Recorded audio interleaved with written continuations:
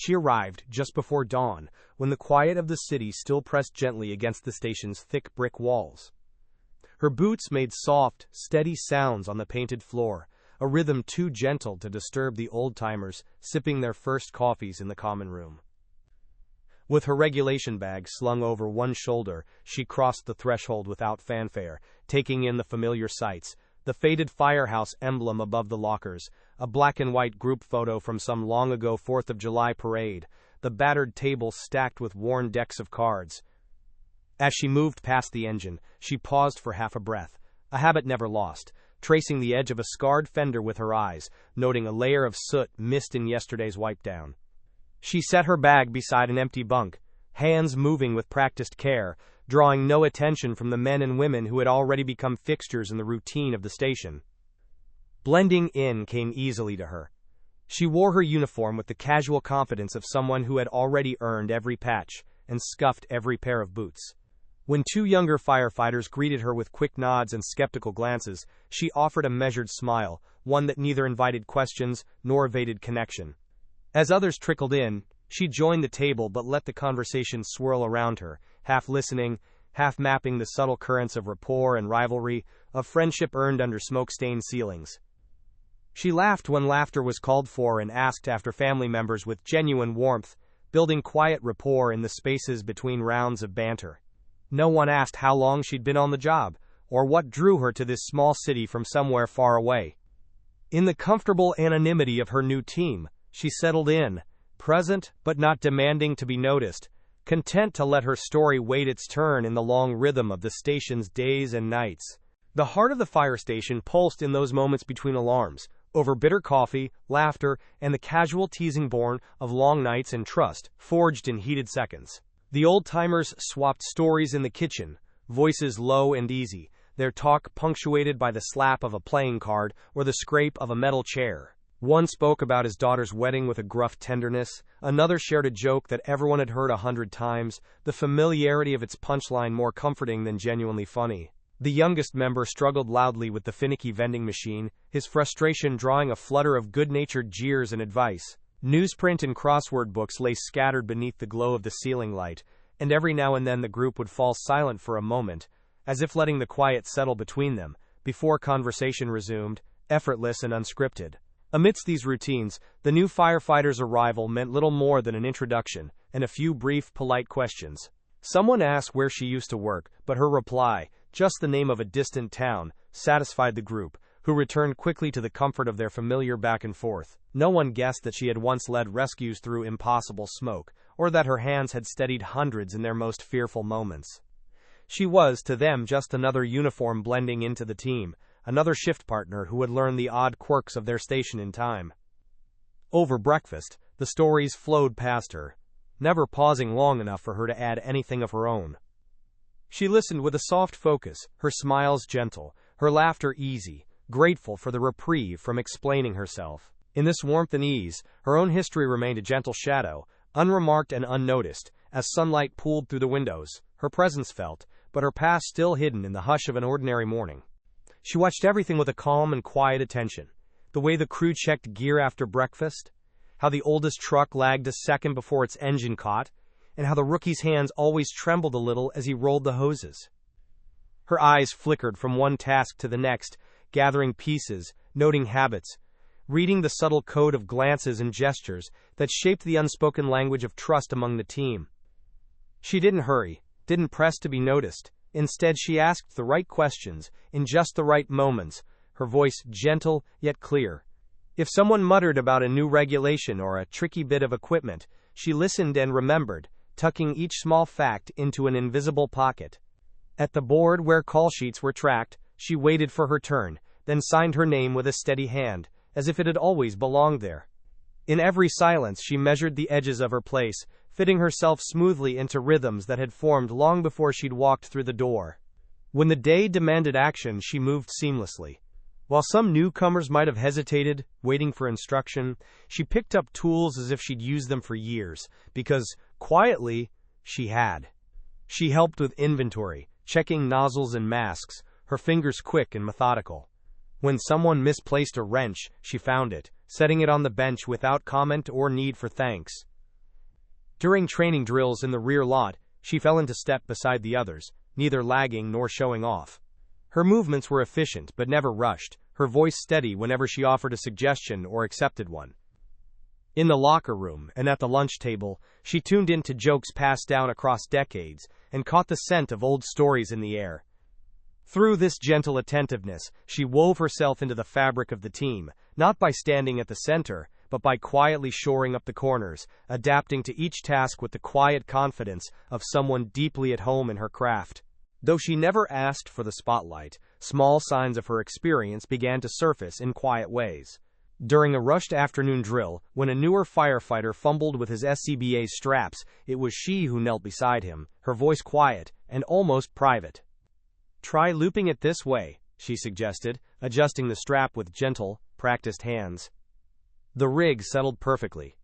He exhaled, a shaky grin on his face, as she simply nodded and returned to her task. Later, when a stubborn piece of rescue gear refused to cooperate, she reached for it after a pause. She pressed a thumb to the exact spot that always stuck, a trick even the most seasoned crew sometimes forgot, and, with a careful twist, freed the jam without a word. They watched her for a moment, curiosity flickering, but the moment passed as quickly as it came. Small as they were, her actions threaded through the day like a quiet current, steady and sure. Her calm seemed to wrap itself around the crew, most noticeably when the alarms pierced the early afternoon hush.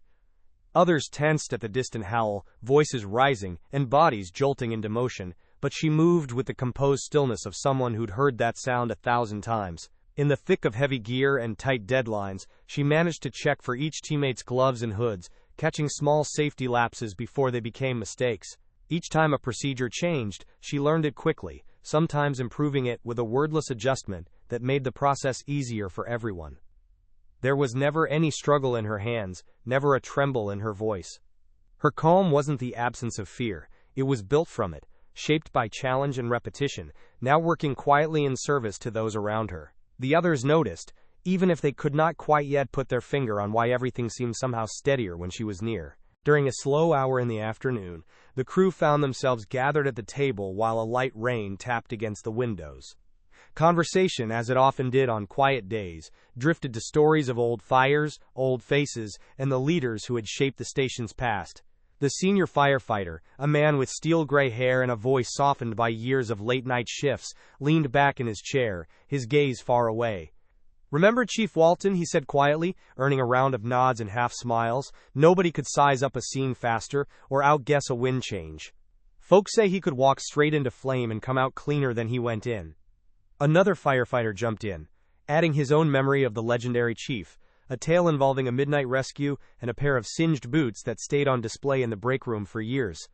Someone glanced over at the new firefighter, maybe expecting her to be amused by the old stories, or curious about a man she never met.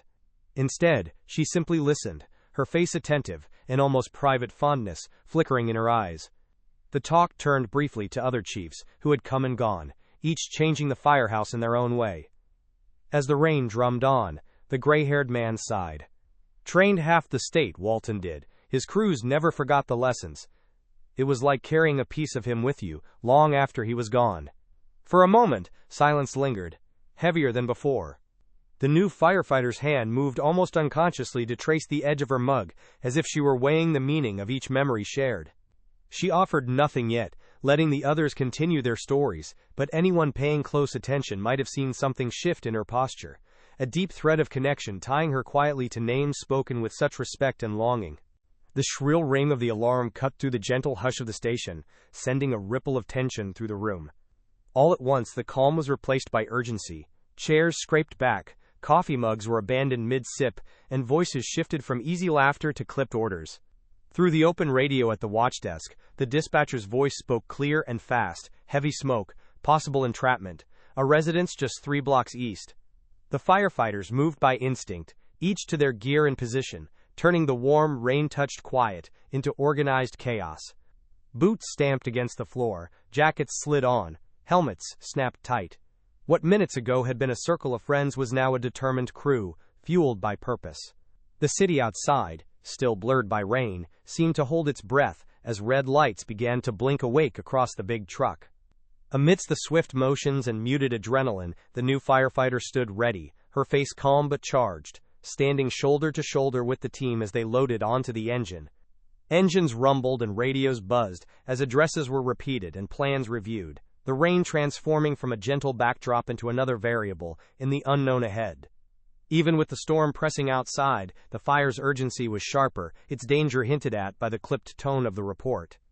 No one spoke as the garage doors yawned open, letting in the smell of wet asphalt and distant smoke, a new and immediate kind of quiet stretching across every face. The firehouse, seconds earlier, filled with the comfort of memories and routine, faded into the background as they sped off into the gray morning. In that moment, unspoken trust wove from one team member to the next, and the new firefighter, sitting among them, was no longer separate. She was simply part of the whole, sliding into the stream of red lights and rising sirens that rushed to meet the flames. Within seconds, every firefighter was at their locker, hands moving fast but careful, snapping belts, fitting boots, checking gloves and air tanks with practiced speed. Years of repetition had turned the process into a silent choreography. Each movement depended on the one before and the one after. Radios squawked updates from dispatch, the words filtering through the tight space and mingling with the clatter of gear. Even the smallest details, like the way helmet lights clicked on or how turnout coats zipped, seemed loaded with meaning. Nobody wasted a moment, or made a sound beyond what was needed. The rookie's hands trembled slightly as he double-checked his mask, but he found solid ground in the steady pace set by those around him. The air in the bay was thick with the scent of rubber and anticipation, a sense of pulling together, every heartbeat syncing with the alarm's echo. As the crew finished gearing up, the engine's doors swung open to gray morning and gusts of rain. The city's haze was now streaked with flashing red light as the truck rumbled to life, anxious to be set loose. Inside the cab, tension crackled in the brief stillness. Someone muttered the address under their breath, while another reviewed the steps out loud, breaking the silence just enough to keep nerves from tightening too much. The new firefighter settled into her seat, her eyes scanning the equipment, checking her own gear one last time. The captain's voice was sharp but calm, laying out the assignment as wheels began to roll. With every bump along the wet, shining streets, each firefighter glanced at one another, not out of doubt, but in a wordless agreement that when the moment came, every piece mattered. In the engine's roar, the city's rain faded into the background, leaving only the promise of fire ahead and the weight of trust linking every hand on board. When the engine swung onto the smoky street, flames already licking hungrily at the eaves of the old house, the crew moved with urgency, stretching hoses and checking air tanks almost in a single breath. Doors slammed open. Commands filled the air, sharp but necessary, cutting through sirens and growing crackle of the fire. In the swirl and pressure of fast-moving gears, it was the new firefighter who stepped to the front, her voice steady as stone. She called out placements, assigned hose teams, and made choices with speed and clarity that caught the others off guard, but pulled them into instant, unquestioning focus. Her words were not loud, but direct, instructions clear and filled with the confidence of someone who had stood on this edge more times than anyone guessed. She sent 2 to cover the backside, others to protect the nearest house and check for gas lines, her eyes never blinking away from the heart of the fire. In those charged moments, something subtle shifted in the team. Years of hard training told them to trust the chain of command, but her direction was so cool and precise, it silenced any hesitation before it even formed. They found themselves responding faster, minds sharper, as if her calm seeped right into their nerves.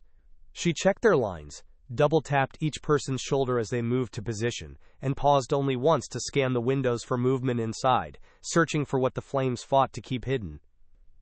Even before the captain gave a nod, it was her plan that unfolded in the street, each member realizing with a start that her guidance had become the anchor of the crew. Her quick decisions brought a tense order to the chaos, and for a moment, in the glare of fire and the sting of rain, it felt as if everything depended on her steady hands. She wasted no time, scanning the burning house and reading the fire's path like an old friend. Her mind broke the chaos into order: heat, wind, and the way the roofline bent under the strain. With crisp words, she sent 2 firefighters to attack from the side, instructing them to keep low and fan water beneath the eaves, where sparks threatened the neighbor's home. She spotted a tangle of wires and called out, "Watch those! Downed lines between the porch and driveway. Mark them and keep clear." Her eyes swept the scene, catching a crew clustered near the truck. "Vent here," she directed, pointing to a window on the second floor, "then circle right to the main stairwell." No time was wasted on repetition. Each command was short and direct, carrying the quiet authority that comes from muscle memory and trust formed in the hardest fires. As smoke thickened, she never raised her voice or rushed her words. She radioed the captain, "Interior team ready." Advancing to the main hall, searching left. Her teammates moved according to her map. Hoses taken wide, exits double-checked, teammates counted and recounted with the silent math of her training. She drew invisible lines of safety, moving people where they needed to be, before danger found them. When a veteran firefighter hesitated at a door, shuddering with heat, she stepped to his side and nodded, sharing the kind of reassurance only another seasoned hand could give. "On my mark," she said, and together they timed the entry, moving as one. Her choices kept people protected, even those who didn't realize yet how closely they were being watched. Every action rippled outward. Fewer risks, smarter moves, a house fought for yard by yard, instead of lost in one rushed mistake. In those moments the team felt the weight and precision of her advanced training, and though sweat blurred their faces and flames raged, they never lost their bearings or their faith in her voice. The team, who only hours before had chuckled and traded stories at the kitchen table, now found themselves casting quick, uncertain glances at the woman who had taken charge of the fireground. At first, their surprise registered in small ways, in the way a firefighter paused before following her orders, or in a momentary flicker of hesitation as they realized it was her, not the captain, calling out positions and priorities. Even the crew's most experienced members, who rarely let their feelings show, looked to one another as if comparing notes on this sudden and unexpected shift in leadership. They moved at her direction, guided less by habit, and more by the undeniable sense that she saw the unfolding dangers more clearly than anyone else on the scene. In the dance of manpower, they found their own momentum being synchronized by her decision-making. Their responses sharpened under her steady guidance.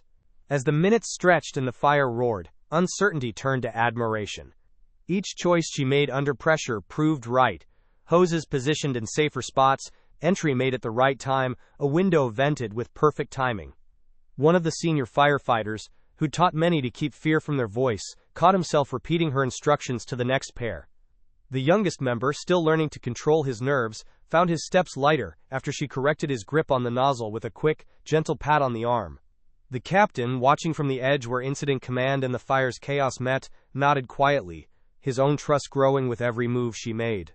The confusion from earlier in the day faded away, replaced by a rare kind of unity, a team no longer surprised, but now anchored by the calm confidence and precision she offered so freely.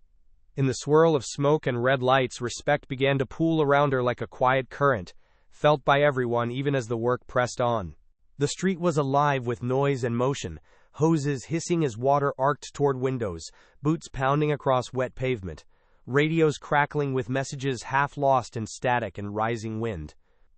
Smoke rolled from the eaves in shifting whites and grays, curling almost lazily before rain pulled it downward, mixing soot with puddles on the curb.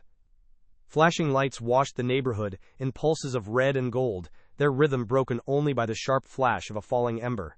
Up close, the heat was almost solid, pressing against turnout gear and skin, yet everyone moved with precision, born of both urgency and training. Shouts for more pressure, warnings about falling shingles, and clipped updates from teams inside cut through the turbulent chaos.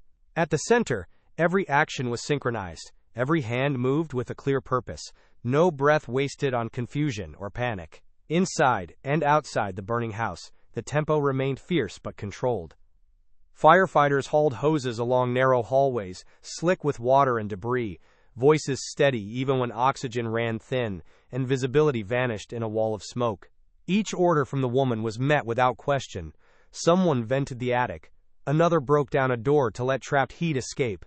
The rookie fell behind briefly, eyes darting in the haze, until a steady hand guided him back on course.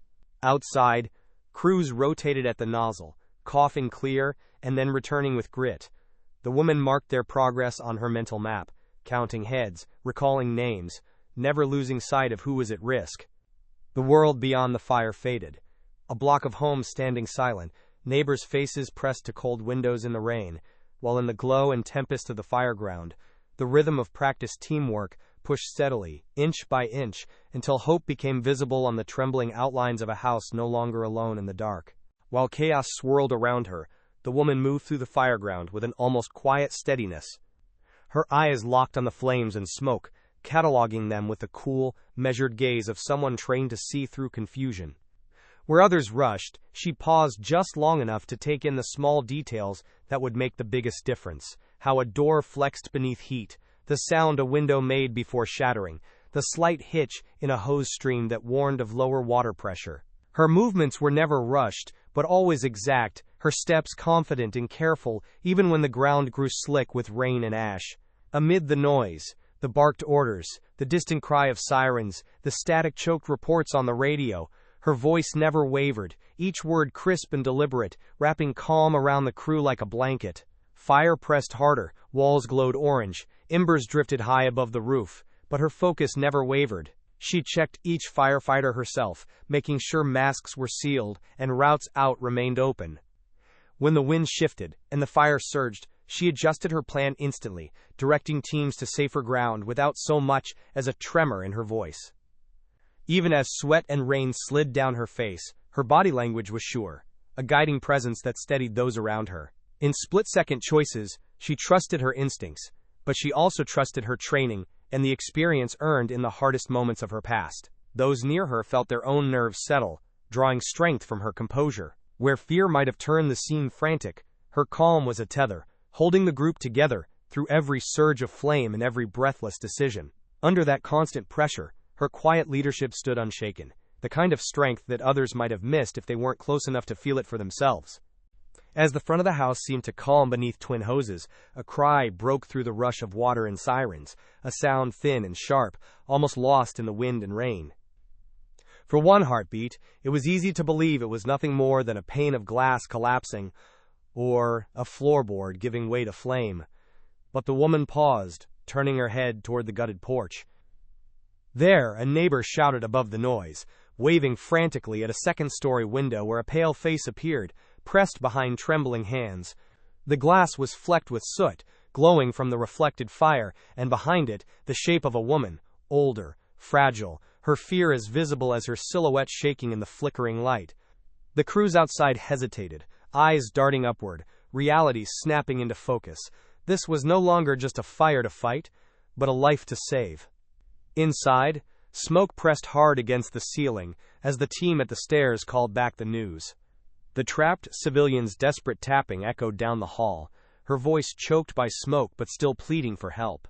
For a moment, every firefighter froze, measuring the risks, the stairs unstable, flames climbing fast, the roof groaning above.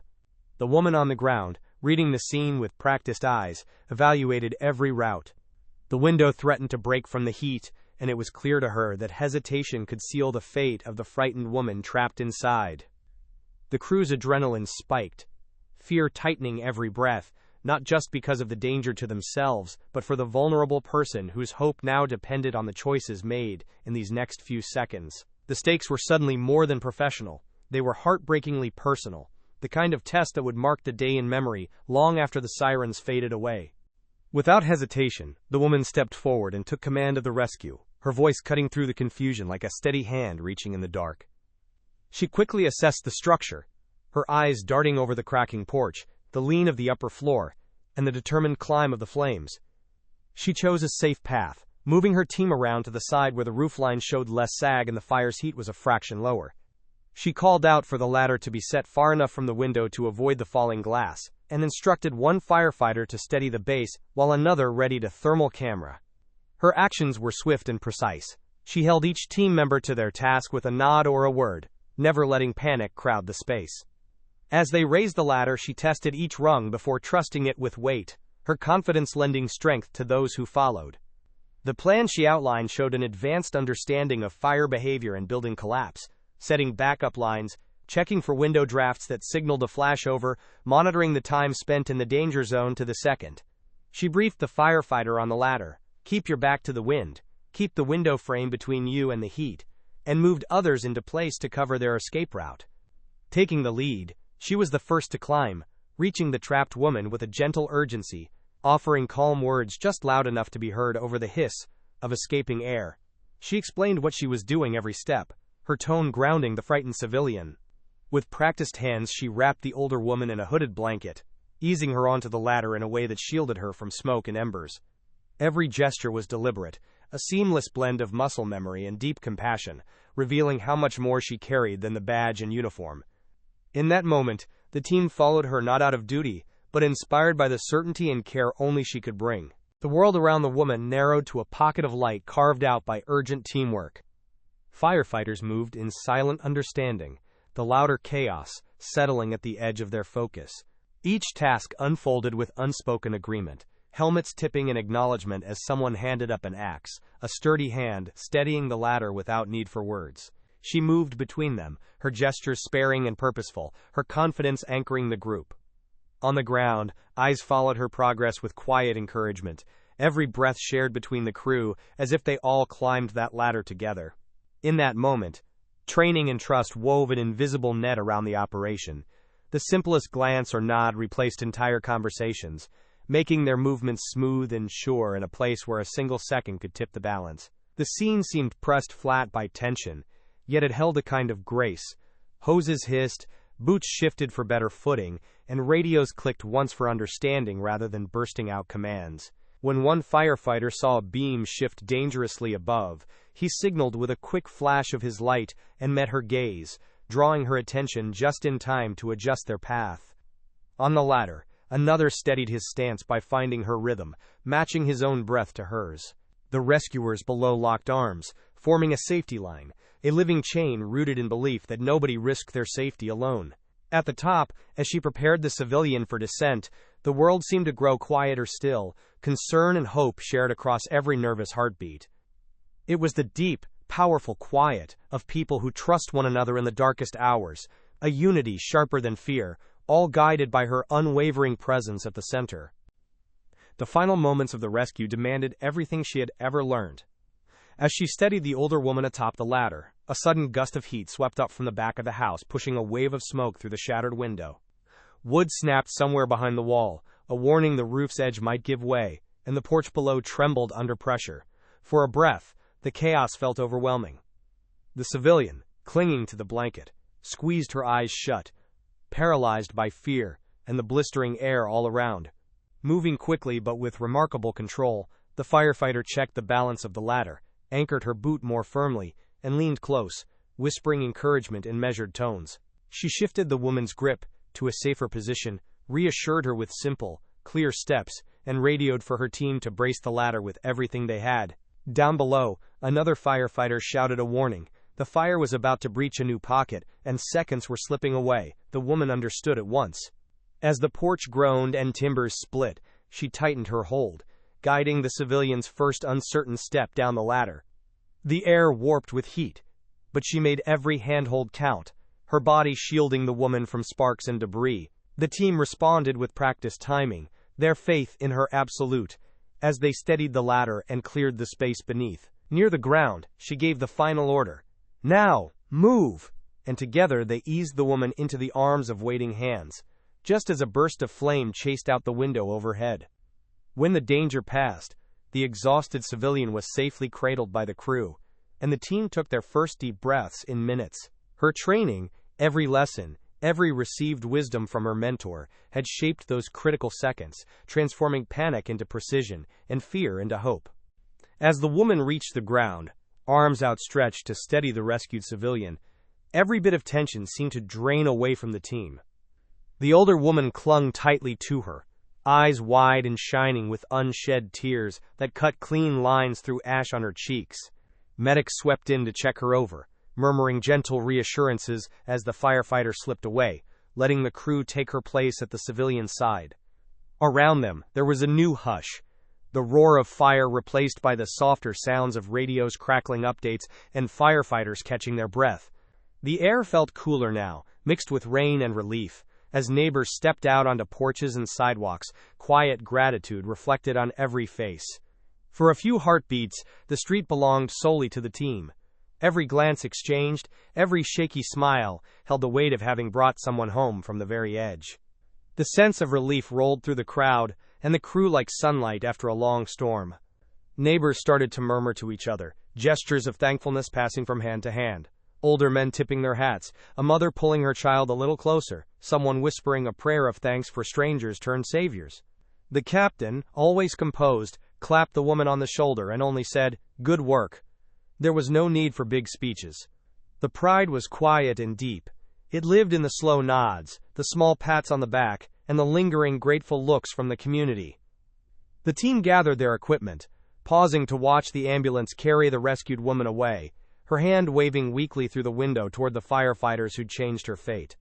In that quiet aftermath, what mattered most was not the sound of the fire fading away, but the silent message shared between the team and the people they served, a reminder that sometimes the strongest hope is found in the calm after the hardest storm. When the last hose was packed away, and the trucks rolled back through wet city streets, the firehouse felt utterly changed. The usual buzz, the clang of boots, the chatter of post-call adrenaline, was replaced by a quiet, so thick it seemed almost sacred. The crew moved with a gentle hush, voices dropping as they hung wet jackets or sank into chairs, fatigue etched on every face. Someone set a pot of coffee brewing, the familiar gurgle and steam a comfort in the stillness, but nobody reached for cards or newspapers just yet. Instead, each member found themselves glancing toward the new firefighter with a different kind of attention, something softer and deeper than the simple curiosity they'd shown that morning. There was awe reflected in those glances, respect not only for the skill she displayed, but for the calm, composed spirit that had carried them all safely through the fire.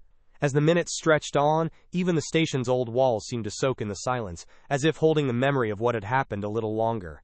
The captain, a man not known for speeches or sentiment, took a seat beside the woman, meeting her gaze and offering a nod that said more than words could manage. For the rest of the crew, pride mixed with a kind of wonder. How had she known just what to do, at just the right moment? The question hung quietly in the air, drawing each of them a step closer to understanding the depth beneath her unassuming presence. No one rushed to fill the stillness with noise. Instead, each firefighter settled into the silence, letting respect and gratitude take their place alongside exhaustion. In that rare, gentle hush, the team knew they had shared something extraordinary, a rescue shaped not by luck, but by the invisible strength of a leader whose legacy, until now, had hidden in plain sight.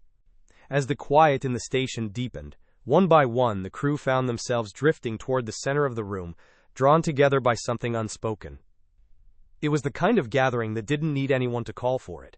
Just a slow shifting of footsteps and glances, a circle forming around the woman who had stood at the heart of the night storm. The rookie, still flushed from adrenaline, spoke first, his voice soft and uncertain but clear with gratitude. "How did you know what to do? How did you see the fire move like that?"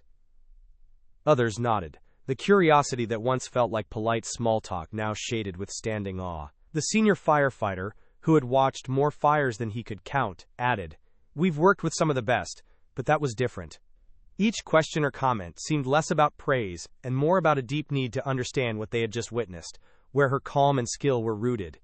She met their eyes, humble but unafraid, as though this moment of recognition was both welcome and bittersweet.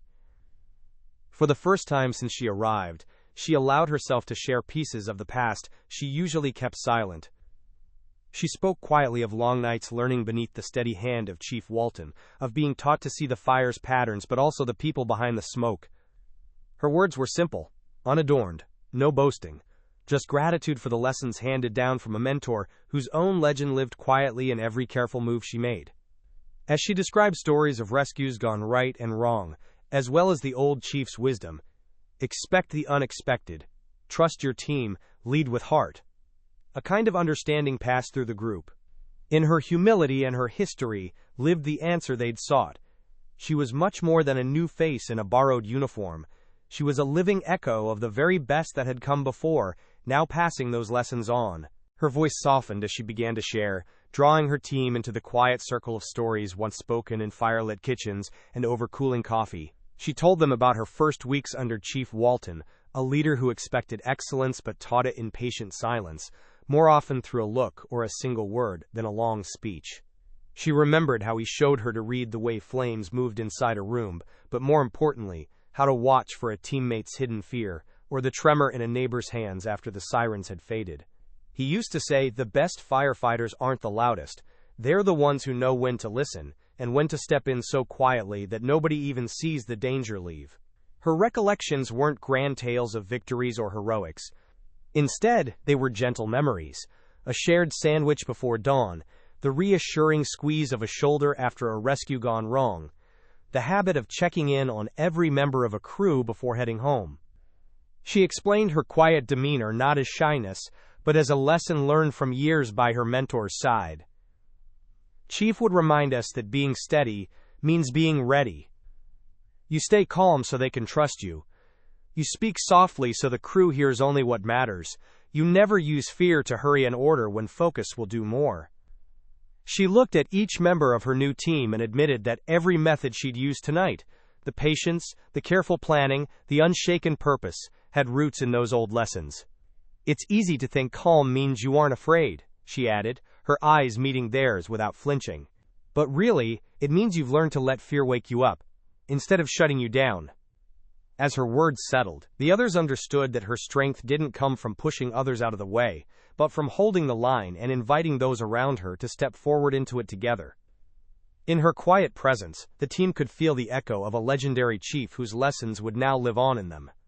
Every lesson from her mentor had left a mark, shaping both how she moved through flames and how she walked through daily life. She learned to arrive first and leave last, to always check twice even when others said once was enough, and to listen for the meaning behind a teammate's words. In the thick of a fire, those habits meant she could sense a problem before it became danger, see a falling roof in the bend of a beam, feel the panic in a rushed voice on the radio, and remember not just where her crew was, but how they were. Away from emergencies, those same lessons taught her to mend what was quiet or unseen, a broken spirit on a hard call, an awkward silence at a family table, the loneliness that lingers after the world has moved on. Her approach became less about being the loudest or the first, and more about noticing the details that mattered most, giving her strength a gentleness that others came to count on. With each call, she carried the old chief's teachings not as burdens, but as guides. She was patient where others rushed, steady where others faltered, and careful to bring kindness wherever it would fit. Friends and family began to see it too. The way she never dismissed a worry, or how she always found a moment to check in even when the day was long. The smallest actions, fixing coffee for a tired neighbor, letting a rookie talk through his nerves, remembering a birthday no one else did, became her steady answer to the chaos and uncertainty that firefighting could bring. In time, her teammates realized that the true lesson from her mentorship went far beyond tactics and skills. It was about seeing people, building trust, and finding bravery in small acts. Her life, shaped by another's quiet leadership, became proof that courage could be both strong and gentle, and that the impact of a wise mentor could reach out far beyond the fireground, leaving every life it touched just a little warmer and more whole. In the hours after her story was shared, the team's gratitude began to show in small, genuine ways. The youngest firefighter, still uncertain in many things, found a moment to approach her as gear was cleaned and set to dry. He spoke quietly, thanking her not just for the guidance during the fire, but for the patience she showed when he was struggling with something as simple as buckling a strap. The older crew members, men and women who had seen enough to know how rare true steadiness was, offered her small nods and smiles, silent tokens of respect. The captain, a leader used to giving out orders rather than praise, passed by and set a strong, reassuring hand on her shoulder, the gesture saying both thank you and welcome without a word. It was this shift, the subtle warmth with which they included her in jokes, the way they reserved her a seat at the table, the gentle trust now woven into their teamwork, that revealed just how much her presence had changed them all. As the day slipped on, conversations turned to her advice, her calm during the worst of the blaze, and the way she lifted the room, simply by listening. Someone invited her along on an errand, another asked her to weigh in on a maintenance problem. When the shift changed, a few firefighters from the next crew stopped to meet the woman, whose story was now told in quiet conversations throughout the station. At dinner, her laughter blended easily with the others, the rough edges of uncertainty smoothed away. There was a lightness among the group, a sense that the ordinary had been remade into something closer and more meaningful. Every glance her way held appreciation, Each act of kindness now came with an extra layer of sincerity, and a shared pride traveled with the team into the next call. Each member quietly grateful that she was the one beside them, lending her strength as naturally as breathing. Late that evening, after the station had grown quiet and only the low hum of the ice machine broke the stillness, the woman found herself alone for a few moments in the empty kitchen. She stood by the window, watching the city lights flicker through the thin rain, lost in her thoughts. The events of the day played back in her mind, not the fire or even the rescue, but the way her teammates had begun to look at her differently. It wasn't pride that filled her, but a sense of gentle responsibility. She recalled the words and gestures of her mentor, the quiet wisdom that shaped her not just into a firefighter, but into a steady presence others could count on. She wondered if Chief Walton had ever stood in the hush of a dark station, carrying the same weight and gratitude, thinking about the ways a single lesson can ripple forward through the hands and hearts of others. In that solitude, she considered what it meant to truly carry a legacy. It wasn't about being remembered for heroics, or having stories passed around years later, she realized. It was about shaping small moments, showing patience to someone nervous, listening all the way through someone's worry, choosing kindness and calm even when fear made that harder. She understood that the greatest honor she could offer her mentor was to lead as quietly and steadily as he had, with an eye always tuned to the needs of those around her. With a soft sigh that was almost a prayer, she promised herself that she would keep sharing those lessons, never letting them fade in the routine or the rush of duty.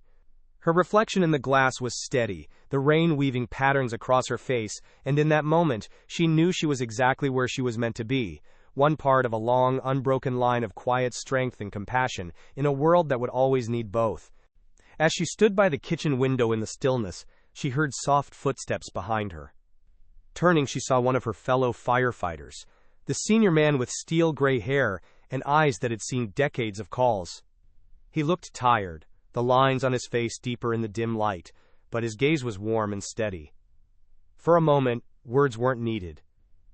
He simply joined her at the window, both of them watching the rain trace quiet rivers down the glass. There was a gentle peace in their shared silence, the kind that only comes after surviving something hard together. He reached into his pocket and handed her a battered old challenge coin, a token usually offered only to those who had gone above and beyond, its surface worn smooth from years of being passed down. She accepted it slowly, understanding the deep respect behind the gesture. The man's voice was low, almost a whisper. "We needed someone like you. Thank you. For today, and for what you bring here." His words carried the weight of long service and hard-earned respect, and she met his sincerity with a nod, her own gratitude impossible to hide. She closed her fingers gently over the coin, feeling its history and the unspoken promise it carried. Between them, only a few words had been spoken, but a powerful truth had passed, a statement of mutual trust, of old values carried forward by new hands. As the rain eased outside, their quiet exchange lingered in the room, a simple moment that would come to mean more than either could ever express fully out loud. Through it, they both felt the kind of gratitude that asks for nothing more than the chance to keep showing up, together, in the face of whatever might come next. A few days after the fire, the woman took a quiet walk across town to a small house with a freshly painted porch and flower pots arranged carefully along the steps. It was late afternoon, golden light warming the sidewalk, when she rang the doorbell. The rescued woman answered slowly, leaning on a cane, her eyes wary at first. But when she saw her firefighter standing there in uniform, the wariness melted into a shaky smile.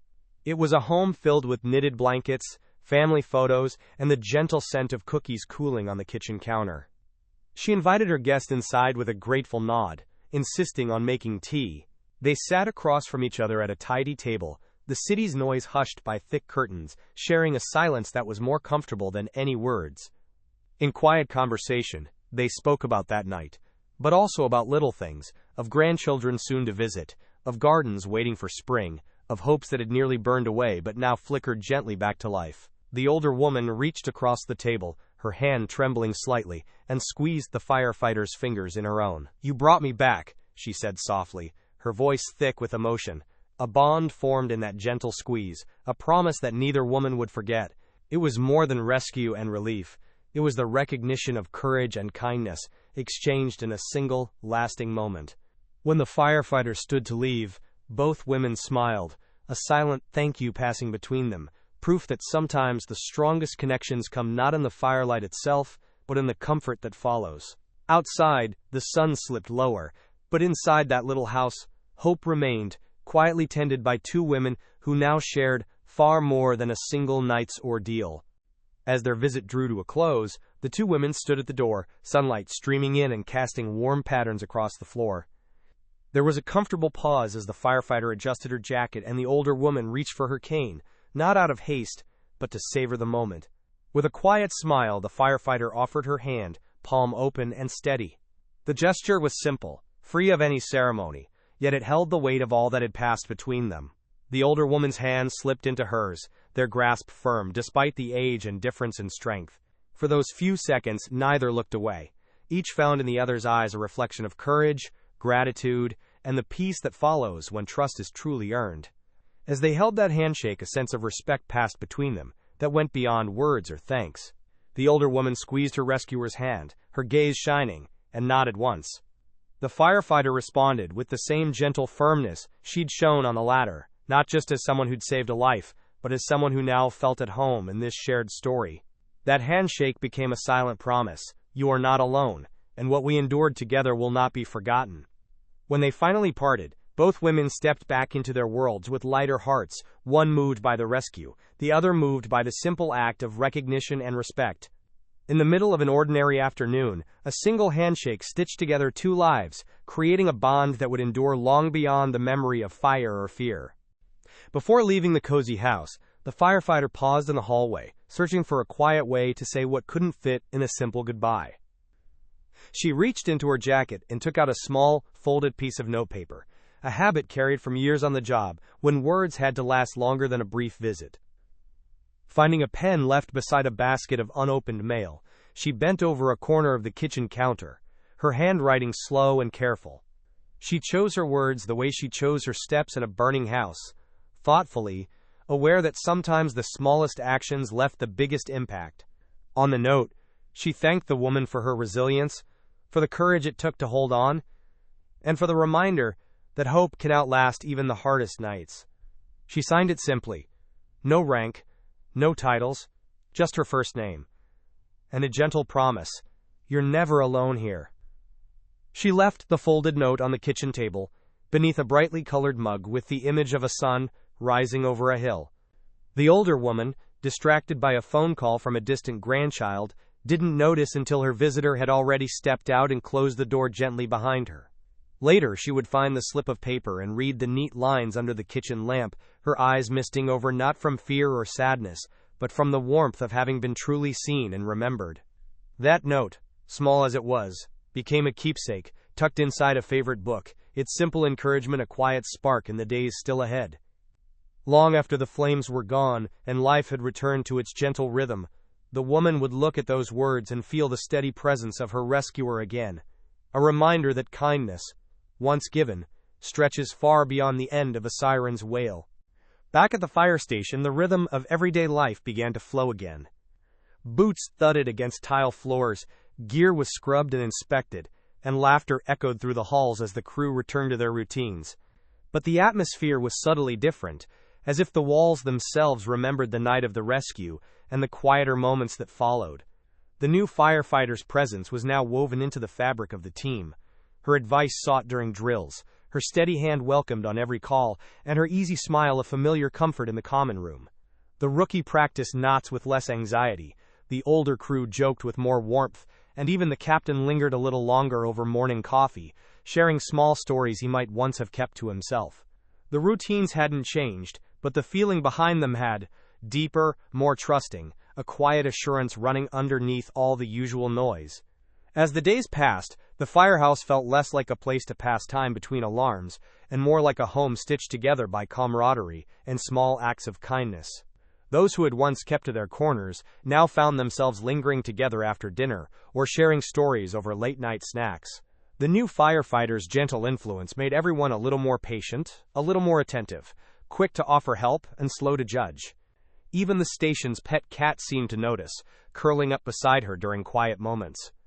In this changed atmosphere, each shift began not as a countdown to the next call, but as an opportunity to quietly strengthen the bond of the team. Through her presence, the firehouse found a new sense of belonging, a reminder that heroism often grows in ordinary hours, and that true change is felt most in the warmth that lingers long after the storm has passed. With the passing of days, the team began to change in ways that might have gone unnoticed by anyone who hadn't lived through those long shifts and late-night calls. The smallest actions spoke the loudest. Where once a forgotten task or a rookie mistake might have drawn a sharp word, now a gentle reminder did the job just as well. It became common to see an older firefighter quietly helping someone who was struggling to learn a knot or a safety check, repeating the lesson with patience instead of impatience. After drills, they lingered longer together, double-checking each other not out of doubt but with the same quiet assurance that had steadied them that night at the fire. Arguments, when they happened, finished sooner, most ending with a laugh, an apology, or an easy forgiveness that came naturally to a team who was learning, day by day, to trust and listen with more heart than ego. Her influence was most clear in the new rituals that blossomed during the in-between hours. The team took more care during inspections, watching out not only for equipment, but for each other, asking about a teammate's day, checking in if someone looked tired or distracted, remembering little things like a child's birthday or a wedding anniversary. The crew's youngest member began staying late to help with chores, no longer anxious but eager to be part of the group. During training, even the most experienced joked about doing it the Walton way, a nod to the steady legacy their new teammate carried with her. Perhaps best of all, the firehouse filled with a sense of shared purpose, a belief that every voice mattered and every hand was needed. As courage became quieter and kindness more often shown in small acts, the changes in the team weren't dramatic, but they were deeply felt, like the steady warmth from the fire's coals after the flames have settled low. In the quiet moments when the station settled and the city slept, the woman often found herself walking the empty halls, listening to the soft hum of the old building. Sometimes she would pause outside the common room or look at the faded photographs on the walls, their edges curled by time. She wondered about the people who had lived these days before her, who had pulled on the same heavy coats, laughed over the same table, wrestled with the same impossible questions. Loneliness wasn't unfamiliar, but it felt softer these days, wrapped in the knowledge that she was now part of something bigger, another link in the chain stretching back through the years. In those still hours, she let herself reflect on the purpose that drew her to this life in the first place, not just fighting fire, but helping people find their way through fear and making sure no one ever had to do it alone. She sometimes wrote in her journal, the slow scratch of her pen a comfort as she put down thoughts about the day, what she'd noticed about a rookie's struggle, or a moment when a tired friend needed a quiet word instead of advice. She didn't dwell on praise or dwell on mistakes, instead focusing on the small steps that shaped each shift. A kind gesture, a door held open, laughter shared on tough nights. The idea of legacy began to feel less like something left behind, and more like something carried forward by the people she touched, a ripple of care that would continue in others, long after she was gone. When doubts pressed in, she remembered her mentor's gentle assurance that a life built on kindness, patience, and courage, even in quiet forms, would light the way for others when things grew dark. With each thoughtful pause, she understood more deeply that true purpose came not from being remembered, but from leaving the kind of steady warmth that makes it easier for others to carry on. On afternoons when the station was calm and sunlight poured in through the bay doors, the woman gathered the youngest firefighters out back for a bit of extra training. There was no heavy pressure or raised voices, just her steady patience and the sound of boots shuffling on concrete. She demonstrated the basics, how to roll a hose so it never snagged, the safest way to check the seal on an air mask, and the trick of reading wind direction by how smoke curled around a corner.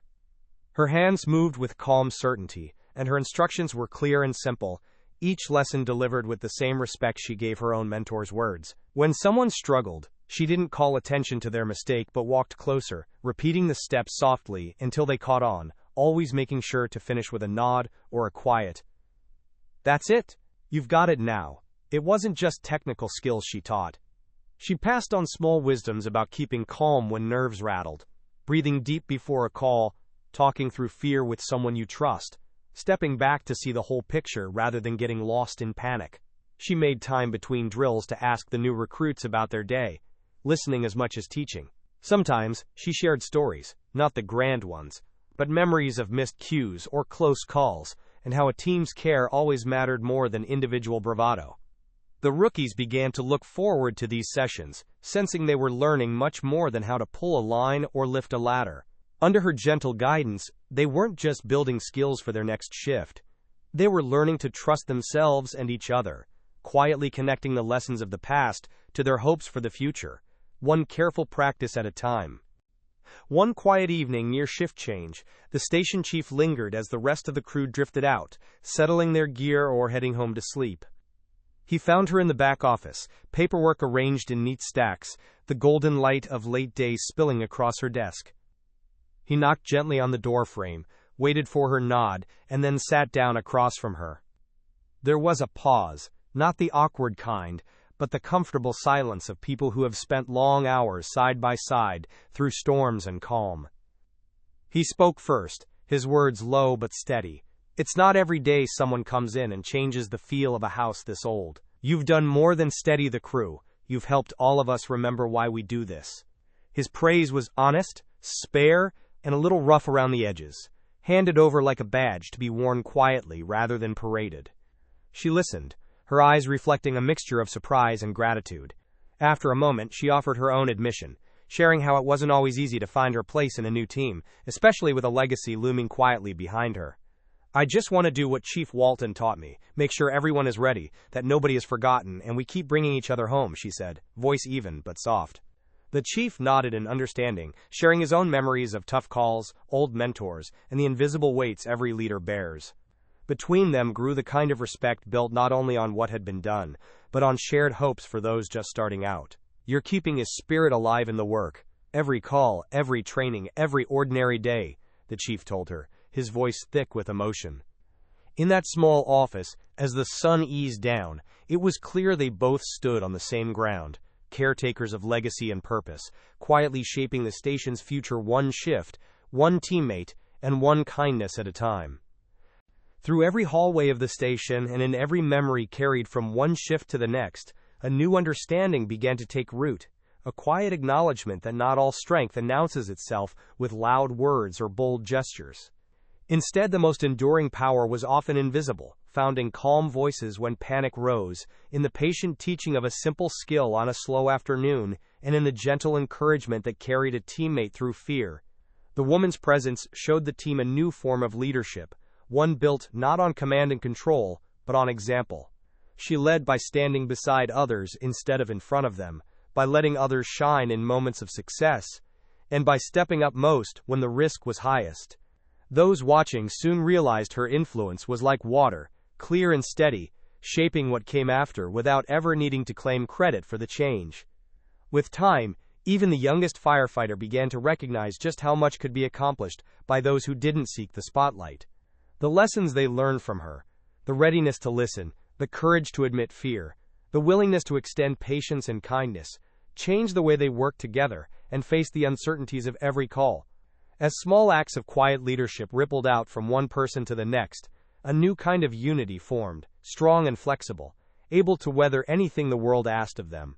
In this renewed spirit, the team discovered the simple truth that heroism doesn't always roar. Sometimes, it moves quietly beside you, steady and unseen, making the difference between chaos and safety, between despair and hope. By embracing the power of invisible strength, they found a legacy worth carrying forward, one that would last long after the hardest night or the loudest alarm faded into memory. Many of the team had entered firefighting for reasons they rarely spoke about: a sense of purpose, the hope to make a difference, or simply the drive to answer the call when others could not. But it was during moments of hardship that the true impact of one person's steady example became most visible. When the firestorm hit and panic threatened to pull them apart, it was her calm focus that anchored the crew. Yet as the days went on, it became clear that inspiration didn't flow in just one direction. The rookie, braver now for having seen patience modeled, stopped to encourage a flustered peer. An old-timer, reminded of the kindness that first brought him to the work, took extra care coaching a new member through their earliest mistakes. Each shift brought gentle surprises, a joke told quietly to break tension, a hand reached out on a tough night, a shared glance that said, "You can do this, we're with you." What started in crisis grew into something lasting, each small act echoing well after the immediate danger faded. The rescued woman's letter to the station, thanking not only her firefighter but the whole team for their unseen care, spurred others to look for ways to be a comforting presence in quiet emergencies too. Neighbors who witnessed the rescue brought cookies and handwritten notes, reminding the firefighters that the circles of inspiration run wider than the fireground. Through kindness passed from wounded to healer, from new team member to seasoned leader, the greatest changes arrived quietly, yet left the deepest marks. The crew learned that in the hardest times, courage might begin with one person's example, but it grew because each person decided to keep it alive, turning ordinary days into something better, and together, weaving a tapestry of hope strong enough to hold everyone it touched. The town's community event was simple and warm. Rows of folding chairs set up in the park, children tumbling through grass, and a table covered in home-baked pies. Firefighters milled about with families and neighbors, their uniforms traded for t-shirts and easy smiles. When the time came for acknowledgement, it wasn't a grand speech or a parade. Instead, the mayor stopped mid-conversation, microphone in hand, and gestured toward the group from Station 8. He offered brief words of thanks for their service during the recent fire, then handed out small tokens, handmade pins shaped like flames, pressed into palms with a handshake and a few grateful words. When it was the woman's turn, she stepped forward quietly, almost unnoticed, until the rescued woman herself crossed the lawn to greet her. There were no cameras or cheers, just a heartfelt hug and whispered thanks that only the two of them heard. The woman squeezed her hand, feeling again the shy pride that came from helping, not from being recognized. Around them, the community looked on with smiles, their gratitude shone in the friendly waves, the plates of cookies passed her way, and the little ones clutching her hand as they pointed out fire trucks parked nearby. The event folded easily into laughter and stories beneath the fading afternoon sun, the moment of thanks gentle and true, a reminder that sometimes the most lasting honors are given quietly, in the simple traditions of neighbors and friends. As the weeks passed, the woman's influence seeped quietly into daily life around town, shaping the way people felt about the world beyond their front doors. Neighbors noticed that even the smallest emergencies, a cat stuck in a tree, a child locked out of the house, a call for help with a fallen limb during a storm, were met with patient, reassuring faces from the station. The calm she brought had a ripple effect, making residents a little more likely to reach out, a bit quicker to check on one another, and much less afraid of uncertain moments. Folks lingered longer in conversation on the sidewalk, watched after each other's homes with new care, and recounted stories of the recent fire with respect for the gentle skill their firefighters had shown. Although no one could measure it or point to a single moment, there was a new steadiness in the community's sense of safety. Children looked for the woman at every parade, waving as if she'd always been there. Older residents slept easier, comforted by the knowledge that someone calm and compassionate led their local crew. Strangers felt more welcome wandering through the firehouse doors during open house or holiday events, certain they'd find a sympathetic ear or a helping hand. In a world sometimes anxious and hurried, her example set a tone that lived quietly but powerfully in every interaction. Even those who never met her carried some of that peace forward, trusting in the invisible threads of care and courage woven through their smallest routines by her unseen hands. In the town's heart, she became the part of safety that couldn't be taught or scheduled, only lived, day by day, until it belonged to everyone. One evening after dinner, with the hum of dishwashers in the background and the crew scattered through the station, the woman made her way to the old trophy case near the entrance. She opened a dusty album, tucked onto the top shelf, its spine cracked, its pages crowded with yellowing photos of past crews, smiling faces frozen above stacks of gear, shoulders touching in silent solidarity. She traced her finger over an image of Chief Walton, his eyes steady, his hand resting gently on a younger version of herself, captured in a rare moment when the weight of future responsibility still seemed far away. It was a photograph she'd looked at 100 times, but tonight the smile on the old chief's face seemed to linger longer, warming her through the glass. Settling onto a nearby bench, she let herself linger with these shadows of the past, letting memories fill the quiet gap between calls. She recalled the steady calm of her mentor's voice during tough lessons, and the way he always took a moment to write a note of encouragement, or check on a weary firefighter after a hard shift. With each page, the echoes of his kindness and wisdom seemed to fill the station around her. She drew a slow breath and realized that, in her own quieter way, she was becoming the same kind of presence for her team, someone others could rely on whether times were bright or stormy. Closing the album, she felt a gentle peace settle over her. The legacy she carried was alive not in any one story or photograph, but in every small act of steady care she gave, shaping the lives that would someday fill these albums too. As the station settled for the night, the woman closed the old album and moved quietly through halls, softly lit by faded bulbs. She paused by the window, looking out at the city lights and the calm streets below, and let the peace of the moment seep in. There was no announcement, no thunder of sirens, just a steady contentment in knowing she was exactly where she belonged. Every echo of laughter from the crew, every gentle reassurance given after a difficult call, reminded her how much one person's presence could matter.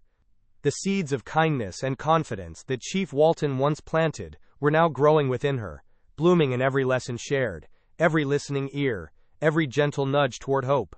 She felt the quiet pride of carrying that legacy, not as a burden, but as a shelter she could hold up for others. She stepped away from the window and towards the bunk room, passing by sleeping teammates and the familiar scattered boots and jackets that marked a life of readiness. The night was full of promise. Tomorrow would bring new calls, new chances to offer calm in chaos, and new opportunities to remind her team that true strength lives in the caring for one another. Before turning in, she placed her hand on the doorframe, a silent thank you for another day spent with purpose. In her quiet heart, she embraced her role fully, not as someone chasing glory, but as a guardian of trust, hope, and steady courage. With one last look at the peaceful station, she knew she was part of a story much larger than herself, one carried in gentle words, steady actions, and a legacy that would never fade. Long after the lights had dimmed and the station slipped into its nighttime hush, the gentle traces of the woman's presence lingered in every corner. Her story wasn't the kind they put in history books or shout about at parades. Instead, it lived in the folded notes of encouragement left for others, in the quiet strength that made frightened civilians feel safe, and in the steady hand that guided young firefighters through their doubts. She proved that heroism didn't need spotlights, medals, or applause. It could live in shared laughter after midnight, in a word of hope whispered when no one else was listening, and in the patience to teach a simple knot again and again. Where others might have seen only routine, she saw a dozen moments each day to build trust, offer courage, and leave behind a sense of belonging that would linger well beyond her shift. Over time, those around her came to understand that the greatest forms of bravery are almost always invisible at first. True heroism often waits in the background, quietly gathering strength until a single undeniable moment shines a light on its presence. It emerges not in a rush of glory but in the way someone eases fear, holds steady under pressure, and carries hope into a smoke-filled room or a long, silent night. The woman's story, like those of so many unsung heroes before her, proved that these quiet acts shape the strongest bonds. They remind us that sometimes all it takes to change a life, or to save one, is someone willing to step forward with compassion and calm, quietly revealing the heart of a hero when the world needs it most. Through her steady care, her station and her community learned to look for heroism not in the roar of the fire, but in the brave, humble ways it revealed itself one ordinary day at a time.